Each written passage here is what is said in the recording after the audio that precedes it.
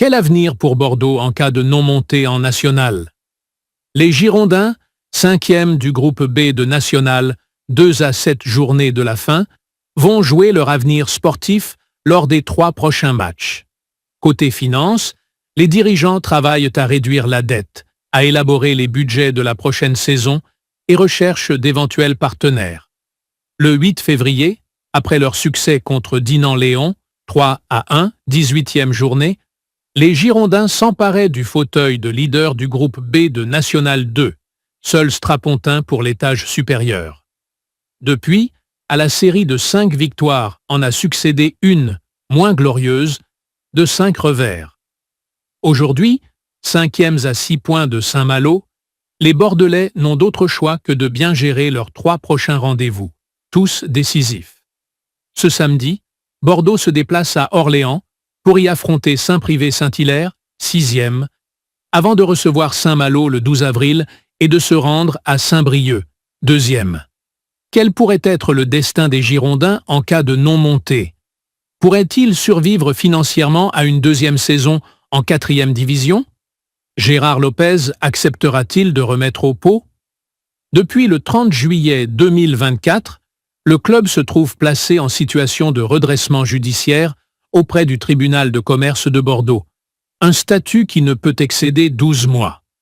Le but? Éviter la liquidation, geler les dettes, les renégocier à la baisse et échelonner leurs règlements sur une période maximum de 10 ans.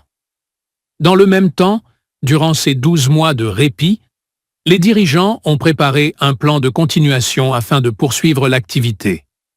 L'état-major des Girondins confiant. Ce plan doit être présenté le 27 mai devant le tribunal de commerce. Ce dernier doit statuer sur sa viabilité. Cette date n'est pas le fait du hasard. C'est un prérequis pour se présenter devant la DNCG en juin avec l'accord du tribunal de commerce et mettre en place le plan de continuation avant fin juillet, terme de la période d'observation, précise Laurent Cotret, l'avocat des Girondins. La confiance semble prévaloir au sein de l'état-major girondin. Car au Hayan, on ne doute pas que Gérard Lopez répondra présent. Et Laurent Cotret de confier que, selon lui, le président restera à la tête du club et fera face à ses responsabilités. Comme il l'avait fait lors de l'été 2023 en injectant 40 millions d'euros, alors que le club venait d'échouer dans sa quête d'une remontée immédiate en L1. Pourquoi aurait-il fait tout cela pour finalement partir? Affirment des sources proches du dossier. Une preuve de son engagement? Il doit verser 800 000 € en avril pour finir la saison.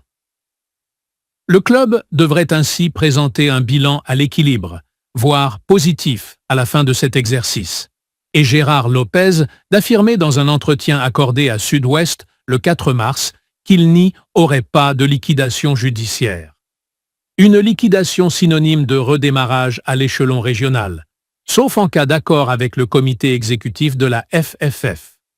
Pourtant, certains rappellent l'histoire récente. Le 13 octobre 2023, lors de la conférence de presse intronisant Albert Riera à la tête des Girondins alors en L2, Gérard Lopez avait affirmé qu'un plan B était prévu. Même en l'absence de montée en L 9 mois plus tard, le club était rétrogradé en N2, abandonnait le statut pro, fermait son centre de formation et enclenchait un plan de sauvegarde de l'emploi, PSE, entraînant le licenciement de 82 salariés. Une cure d'austérité drastique et cruelle sur le plan humain. Comment la dette a été ramenée à 50 millions d'euros? D'une dette estimée dans un premier temps à 118 millions d'euros, le passif réel, avant renégociation, se montrait aujourd'hui à une 50aine de millions d'euros. Un montant qui, selon nos informations, a reçu l'aval du mandataire judiciaire, le représentant des créanciers auprès des Girondins.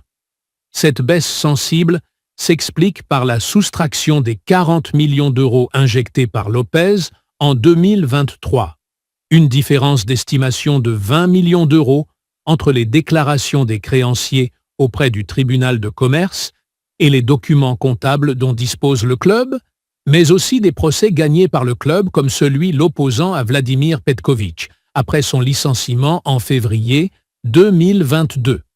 L'ancien sélectionneur de la Suisse, qui réclamait près de 15 millions d'euros, a été débouté en première instance le 29 novembre 2024 par les prud'hommes. Une décision dont Petković a fait appel. Pendant que, sur le terrain, les Girondins accumulaient les désillusions ces dernières semaines, l'horizon financier se dégageait un peu plus encore. Comme le révélait Sud-Ouest dans son édition du 24 mars, le juge commissaire en charge de la procédure de redressement a autorisé Bordeaux à recourir à la procédure des classes de parties affectées. Le club ne négocie plus avec chacun des créanciers, mais par famille de créanciers présentant un intérêt économique commun. On dénombre 7 familles, dont, par exemple, les créanciers fiscaux et sociaux, les fournisseurs ou encore les collectivités locales, mairies et métropoles. L'avantage ? Gagner du temps et se trouver en position de force vis-à-vis des créanciers qui peuvent, s'ils refusent la proposition du club, se voir imposer par le tribunal de commerce une décote de leurs créances. Reste désormais jusqu'au 15 mai aux dirigeants bordelais et à leurs avocats de convaincre le plus de créanciers possible d'adhérer à ce plan de continuation qui contient des clauses de retour à meilleure fortune, y compris pour les 40 millions injectés par Lopez, en cas de remontée en L2, L1 ou si le club est cédé. Les 3 scénarios pour Bordeaux. Le plan de continuation. Dans cette hypothèse, la plus favorable pour les Girondins, la direction du club négocie avec les créanciers pour réduire et étaler la dette, afin de présenter au tribunal de commerce un plan de continuation le 27 mai pour les Marines et Blancs. S'il est validé, le montant de la dette ainsi redimensionné sera à régler sur 10 ans maximum. Cela n'exclut nullement l'arrivée d'un investisseur. Le plan de cession. 2 cas sont à distinguer. Primo, si la continuation se révèle impossible, le tribunal de commerce peut lancer un appel d'offres. L'investisseur le mieux disant, c'est-à-dire celui qui est le plus à même d'assurer la pérennité du club, l'emporte. Secundo, si un projet de reprise se déclare auprès du tribunal de commerce, il doit l'examiner et peut déclencher un plan de cession, là encore s'il est mieux disant. Dans ces 2 hypothèses, la Fédération française de football rétrograde les Marines et Blancs à l'échelon régional, sauf si le comité exécutif de la FFF consent à accorder un régime dérogatoire. La liquidation judiciaire. Le pire scénario. Ici, les garanties financières sont jugées insuffisantes. La SASP est liquidée, le club continue sous l'égide de l'association. L. CR 10 millions d'euros en national, 6 en N2. En effet, Gérard Lopez et son entourage sont ouverts à l'arrivée d'un partenaire, minoritaire ou majoritaire, et les recherches se poursuivent. L'intérêt manifesté récemment par Oliver Kahn a ainsi donné lieu à des visioconférences jusqu'à début mars entre le président du club et l'ancien international allemand. Des rendez-vous tendus entre les 2 parties dont les relations se sont singulièrement refroidies. L'ancien président du Bayern de 2021 à 2023 entend diriger la politique sportive et le business plan alors que Lopez veut garder le contrôle opérationnel. Sans attendre ses éventuels partenaires si souvent annoncés par le passé, Gérard Lopez et la direction planchent sur le budget 2025-2026. Les 2 hypothèses, nationale et nationale 2, sont envisagées. Et, bien sûr, les montants varient quasiment du simple au double. 10 millions d'euros en national contre 6 en cas de redémarrage en N2. Ces 2 prévisions incluent le remboursement de la dette redimensionnée. Une dette que les dirigeants girondins espèrent ramener aux alentours d'une 30aine de millions d'euros, avec une partie incompressible. État, URSSAF, assurance garantie des salaires, joueurs, indemnité de transfert. Ce qui, sur 10 ans, reviendrait à une charge de 3 millions annuels. Un montant qui devra être intégré au financement 2025-2026, même si la première annuité ne sera versée qu'en juin 2026, car la clôture des comptes à présenter devant la DNCG est fixée au 30 juin. Enfin, dès l'approbation du plan de continuation par le juge commissaire, les dirigeants bordelais devront être en mesure de verser environ 8 millions d'euros, dont une partie sur un compte séquestre. Ce montant correspond à 2 lignes comptables. La première, 6,5 millions d'euros à verser au titre de l'assurance garantie des salaires, AGS, qui a permis de payer les sommes dues aux employés licenciés, salaires, préavis, indemnité de rupture. La seconde, une sorte de caution, est équivalente à 10% de la dette révisée. Afin d'alléger cette charge, l'avocat Laurent Cotret a bon espoir d'obtenir des AGS un échéancier sur 3 ans, 2 millions lors des premières annuités et 2,5 millions la dernière.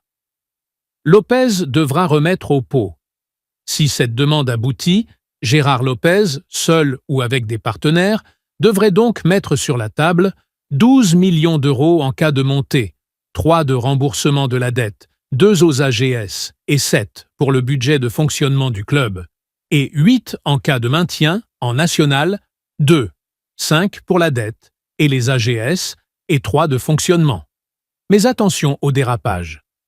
Dans le dernier rapport de la DNCG sur les comptes des clubs de L1 et L2, Bordeaux présentait la saison dernière la 15e masse salariale des deux divisions, 35,8 millions d'euros, et le pire résultat après le PSG, 55,4 millions d'euros de pertes nettes, ce qui ne lui avait pas garanti la L1. Cette saison, le club semble avoir joué la carte de la raison.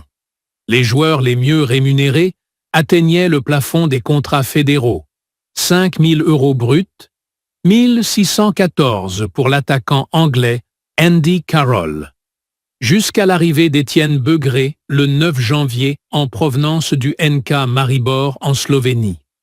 L'attaquant ivoirien perçoit 10 000 euros par mois. De quoi raviver certains fantômes chez les supporters. Surtout que le club ne pourra plus compter sur la manne des ventes et reventes des pépites du centre de formation comme Jules Koundé, Aurélien Tchouaméni, Sékou Mara, Dylan Bakwa ou Junior Mwanga. Pour résumer, Gérard Lopez, seul ou avec des partenaires, doit l'annuité de la dette, 3 millions d'euros, le premier des 3 versements aux AGS, 2 millions d'euros.